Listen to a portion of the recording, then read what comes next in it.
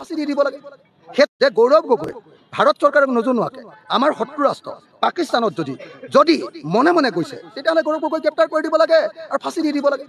সেইটো নকৰি হিমন্ত বিশ্ব শৰ্মাই আজি এটা কাইলৈ এটা নাটক, এখন মানে চিৰিয়েল, এই ভ্ৰাম্যমান থিয়েটাৰৰ যে চিৰিয়েলবিলাক, এই কি কয়, এই আটাইতকৈ দীঘল চিৰিয়েলখন কি যোধা আকবৰ, আৰু অসমৰ এখন কি এই ভাড়াখন হয় এইখন যে এই বেহাৰবাৰী আউটপোষ্ট, বেহাৰবাৰী আউটপোষ্টৰ নিচিনা কৈ থাকি কি লাভ আছে?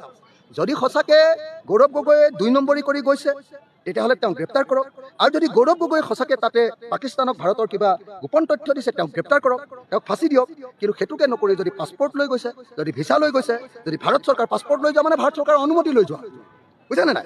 যদি গৈছে তেতিয়াহ'লে ডেফিনেটলি তেওঁক একো কৰিব নোৱাৰোঁ, যদি তেওঁ 2 নম্বৰী কাম কৰা নাই।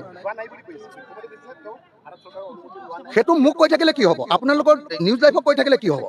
তেওঁ ডাইৰেক্টলি তেওঁ মুখ্যমন্ত্ৰী তেওঁক গ্ৰেপ্তাৰ কৰি দিয়ক, গ্ৰেপ্তাৰ কৰি কাগজখিনি দেখুৱাই দিয়ক কোৰ্টক যে গৌৰৱ গগৈয়ে মুখ্যমন্ত্ৰীৰ মতে তাৰমানে গৌৰৱ গগৈয়ে হেৰি কৰা নাই, কি কয়, ভিছা লৈ যোৱা নাই, পাছপৰ্ট লৈ যোৱা নাই, মনে মনে বাংলাদেশীবিলাক যেনেকৈ আমাৰ ইয়াত সোমাই 2 নম্বৰী কৰি সোমাই, হিন্দু হওক মুছলমান হওক, তেনেকৈ সোমাইছে বুলি প্ৰমাণ কৰি দিয়ক। তেতিয়াহ'লে আমিও জানি ভাল পাম যে গৌৰৱ গগৈ নিচিনা MP এজনে এনেকৈ যদি মনে মনে সোমাইছে তেতিয়া